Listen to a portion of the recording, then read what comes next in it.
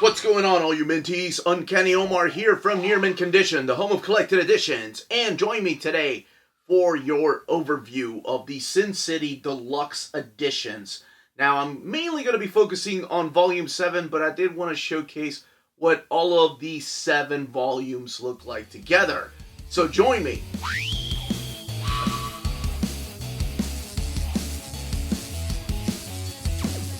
And welcome back, everybody.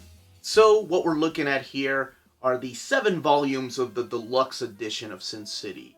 And like I mentioned, I will be focusing more on Volume 7 here in a little bit, giving you more of an overview of that and a little bit of the premise and showing off the artwork and what makes it a little different than all the other volumes. But I did want to show exactly what this would look like, as I said when I reviewed Volume 1, that all of these would eventually spell out the word Sin City. So you have S-I-N-C-I-T-Y, Sin City. 2 words. But anyway, that's the way it would look. The C is a little hard to actually see, like the one in the middle, I think. But the rest of them I can tell. Yeah, it's definitely Miller's style. I don't know if anybody's going to store them like this, or if they're just going to stick to just showing the spines. I mean, if you've got the room and you love Sin City, yeah, this is the way to do it. Here's what the backs of each of these slipcases look like. I can't imagine anybody really putting them like this. For some reason, I peeled off my sticker. I think it was one of my kids, actually. No, it couldn't have been. This is Sin City. I won't let my kids around them. Sin City, the ISBN for the 4th volume, or rather the 5th volume, has been peeled. I don't know why. And speaking of ISBN, each one of these retails for $100.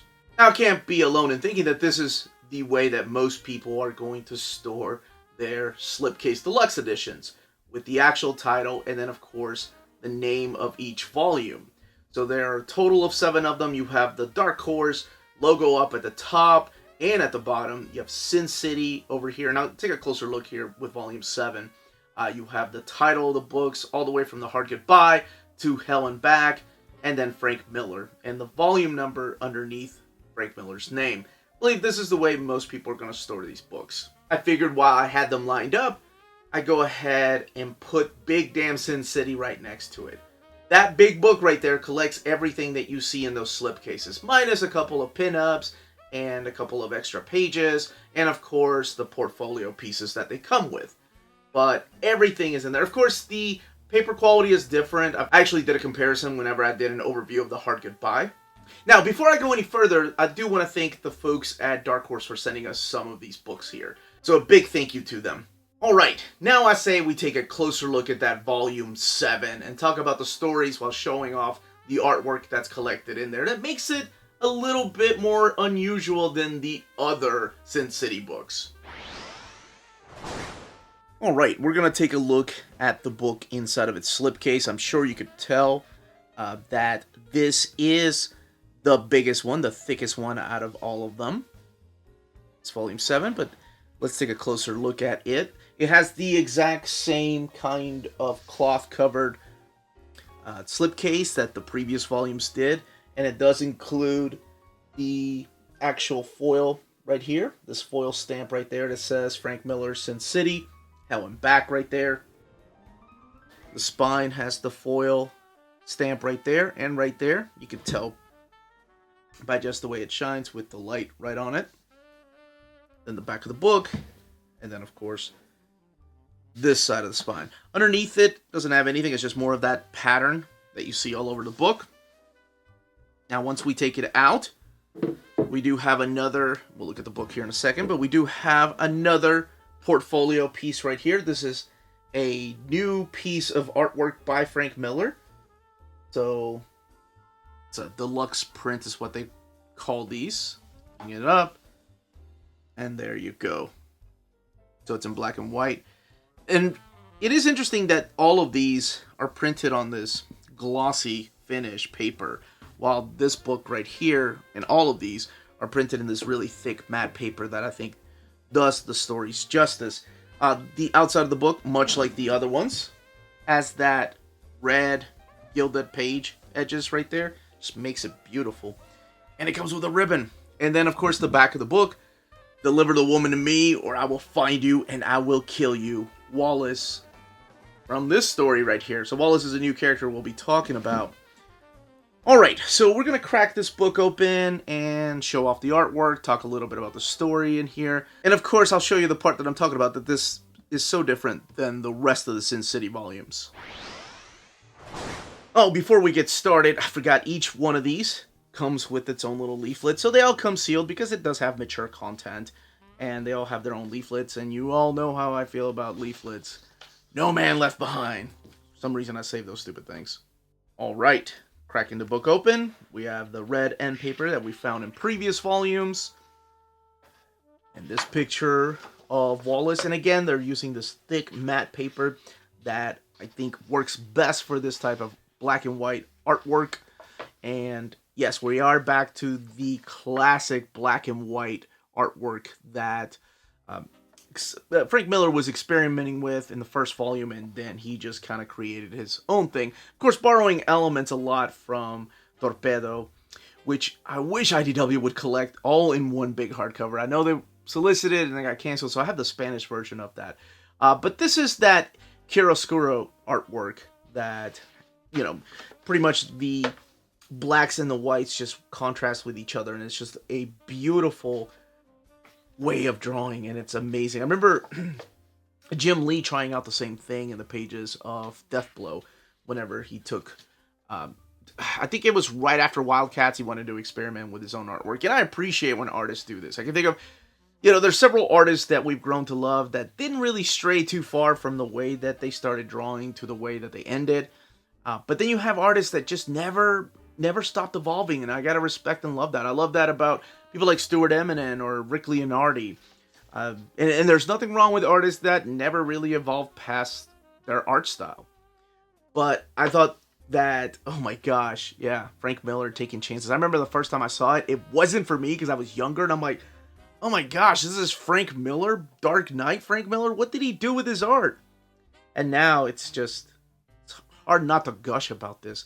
Like the white right there that he uses on the car and the shadows and how everything just flows from left to right. It's just a beautiful way of storytelling. All right. So the story, and then we'll gush over the artwork here in a little bit. The story is about this young woman right here. This is Esther. And she was about to commit suicide until this gentleman walked into her life. Now, this is Wallace. He's a war veteran. He is an artist. And yes, he's kind of a badass, so you may have seen this. So he saves her from committing suicide. However, after he does this, she is kidnapped by a group of people. Now, Wallace is going to go to hell and back to win her back. So you have this ex-Navy SEAL who takes it personally that somebody kidnaps this woman that he just saved, and he wants her back, and he will stop at nothing to get her back. So, you know, again, you have the story of this hard-boiled guy looking to save a very attractive, sexy dame. But it's very similar to all of the other protagonists that he's used in this world of Sin City. Now, this is a really unique story because we're introduced to new characters, whereas some of the previous volumes, you know, they kind of a continuation of the first volume and second volume. But for this one, I really do think that the only one you need to have read was the previous volume. The, what was it? Booze, Broads, and Bullets. Because there's a character that shows up here, and as soon as you see the color on that character, you'll know exactly who it is. And sorry, just looking at this action sequences right here, how easy it is to follow. Just the contrast in black and whites. And again, the paper here is amazing. Yeah, you all see that blue, so you know what that means. So you will see characters pop in and out of here that you've seen previously in the world of Sin City. But mostly the Booze, Broads, and Bullets. Alright, let's talk about this part though. Because what the heck is going on here? So during this particular part, we have Wallace who's actually been drugged and he's hallucinating. So when he hallucinates, we have him in some colored pictures. We have some color frames here. We have characters that appear here that I was very shocked to see appear here. Just saying, you know. Maybe, you know, Frank Miller knows people and that's how he got that done. But that's all I will say about it. You are going to have for the first time some full color pages. And it's just really cool to see that in here. Because you start seeing him develop a different style, right? Because the way that he drew this is a lot different than the way he would handle something like this right here. You know, the contrast in black and white. So developing this style and then going back to kind of his roots, man. I will say the one thing about this particular volume that differs from the others, and of course I'm showing a lot of black here, that in this one he uses a lot of whites for his frames right here. And it happens a lot more in this volume than I've noticed in the previous volumes. And I think that's something that I've always noticed when going back and revisiting this particular chapter of Sin City. All the way in the back, so the back matter, we have a gallery here. Got to make sure we're okay with the gallery because, well, you all know Sin City. You know Frank Miller. You gotta be careful. You all know the tubes. Sometimes I gotta edit things out. And so far, so good. But this is the main gallery back here. Still love that. That's so awesome. Kind of wish he would go back to that style. This is when he was a little bit older. This is the portfolio piece right there. And this is what I wanted to show. So this is printed on this really thick matte paper, while this is printed on this glossy finish. So you can, I don't know. To me, this looks better because the blacks are absorbed differently than the blacks over here on this particular glossy finish paper. Here, let's keep going with here. Here, we'll keep looking at different pinups. I gotta censor a couple pages here because, you know, Sin City. And some of these illustrations are, of course, supplied by different artists, like Gil Kane over there to the right. Oh, that's so nice. And Russ Heath over here. I really thought this was a Miller piece, but it is Matt Wagner. And you have your end paper, and where else you can find stories of Sin City and other works by Frank Miller. Now, this is the last volume, but I don't know. I've heard somewhere that he's trying to revisit this world of Sin City. And it's one of these things that he's been so separated from that I wonder what it would feel like for him to go back to that particular world. The binding on this is sewn binding. So here's that eye. Here's your ribbon. And I am going to show, because there's a lot of white here, how even on thick matte paper like this, I mean, you can't really tell, but it is really thick, you still have some bleed through. So it doesn't matter if it's glossy white paper or thick matte paper, you still get some bleed through from time to time. I just wanted to point that out. Not a lot, of course, but you can definitely tell there are frames and narration boxes and word bubbles right there. But that's it. The journey is over. That, as they say, is that. If you're interested in purchasing these books, don't forget to check out our sponsors. If you're in Europe and you're interested in buying these books, definitely check out Walt's Comic Shop in Berlin, Germany. They have the cheapest pre-order prices, flat shipping rate of €12 for all EU countries, emails answered within 24 hours, waltscomicshop.com, and you can use the code nearmintcon at checkout and get free shipping for all EU countries with your first order over €40. That's Walt's Comic Shop, your reliable source for omnis and premium collected editions in Europe. Ding! cheapgraphicnovels.com, your online home for graphic novels and collected editions up to 50% off cover price. They have excellent shipping and prompt and helpful service. Check out their bargain deals for up to 90% off cover price. And don't forget that CGN also takes pre-orders. That way you don't miss out on the hottest releases. And they are currently running a special promotion for you Minties. If you're a first-time customer, after receiving your order confirmation email, reply back to that email and let them know Near Mint Condition sent you their way. They will then apply a free shipping promotional credit to your next order in the US. Cheap Graphic Novels, your source for the hottest books with the kind of deep discount, quality shipping, and customer service that will keep you coming back for more. That was the content, the page count, and build of these deluxe editions. Let me know in the comments down below if this is how you're collecting Sin City, if you're collecting them with the trade paperbacks, if you got the big damn Sin City huge omnibus.